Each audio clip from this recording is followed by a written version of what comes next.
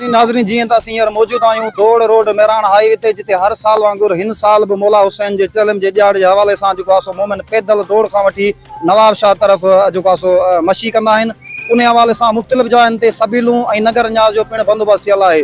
ऐं हिन जुलूस में कई स्काड जा नौजवान बि मौजूद आहिनि, उन्हनि सां बि ॻाल्हि ॿोल कंदासीं ऐं जेके मोमिन पैदल मशी करे आया आहिनि उन्हनि सां बि ॻाल्हि ॿोल कंदासीं त उन्हनि जो अॼु जे ॾियाड़े सां छा चवणु आहे। दिल में हसरत खणी निकिता आहियूं मौला अली जे पैदल जुलूस में, ऐं इंशाल्लाह अॻे साल बि इहा ई ख़्वाहिश आहे असांजा नंढा वॾा पैदल करबला जे जुलूस कंदा रहंदा।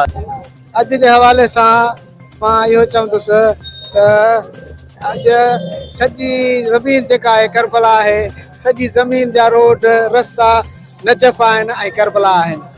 असांजी जेका आहे उलमा कराम जे हुकम सां जेका मशी शुरू थी हुई, इंशाल्लाह ॾींहों ॾींहुं वधंदी वञे थी। अॼु बि तव्हां ॾिठो हूंदो त पोइ साल खां मां त चवां त पीर छापर पंजूं ॾहूं ताईं मोमिन वधीक आहिनि। इंशाल्लाह अल्लाह से मोमिन खे तौफ़ीक़ ॾियनि, हर जगह ते नज़र न्याज़ सबीलूं।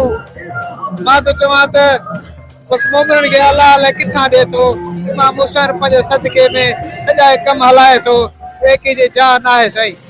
जीअं त अॼु 20 सफ़र चेलम हज़रत इमाम हुसैन अलैहिस्सलाम जे हवाले सां मरकज़ी इमाम बारगाह सजादिया दौड़ मां मशी अरबैन हुसैनी काफ़िलो निकितो आहे, जेको मातमी जुलूस नवाब शाह में इख़्तिताम पज़ीर थींदो।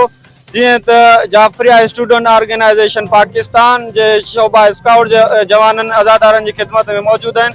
जीअं त इंतज़ामिया खे असां गुज़ारिश कंदासीं त ट्रैफिक हैवी जेका मैरान हाईवे ते अलाउ न आहे, अॼु जे ॾींहुं त बिल्कुलु अलाउ न हुजणु खपे। जीअं त 2-3 हादसा असां नोट कया आहिनि, इंतज़ामिया खां असां शदीद एहतिजाज कयूं था हिन हवाले सां। जीअं त अॼोको ॾिहाड़ो चल में इमाम हुसैन अलैहिस्सलाम जो ॾिहाड़ो आहे। हीउ ॾिहाड़ो पूरी दुनिया में मल्हाए पियो वञे। वॾो जेको मशी आहे, वॾी मशी नजफ़ खां करबला मल्हाई पई वञे।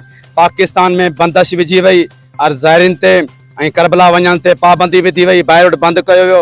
उन खां पोइ पूरे पाकिस्तान में मोमिन इहो चाहियो त असां हाणे पंहिंजे घर में अरबैन कंदासीं, मशी कंदासीं। माशाल्लाह हिन साल ॾिसो दौड़ खां वठी नवाब शाह मोमिन मशी कनि पिया, पूरे पाकिस्तान में मशी थिए पई। हीउ मोमिन जो जज़्बो आहे, वलवलो आहे, इहो ता क़यामत बरक़रार रहंदो। इन जे लाइ काफ़ी रवायतूं हदीसूं आहिनि त मौला जे गम में, मौला जी राह में पैदल हलणु अलाए केतिरियूं नेकियूं मिलनि थियूं, एतिरो ऐं गुनाह माफ़ थियनि था। हीउ अज़ीम अजर ऐं सवाब आहे मौला जी राह में पैदल हलणु। हे दुनिया खे पैगाम आहे, हे दुनिया वारा ॾिसो तव्हां मोमिन जो ज़ियारतूं बंदि कयूं, मशियूं बंदि कयूं, मगर हे मशी क़यामत ते बंदि थियण वारी न आहे। मोमिन ॿुधाए छॾियो, सबूत मोमिन ॾिनो त क़यामत ते मोमिन मशी कंदा रहंदा।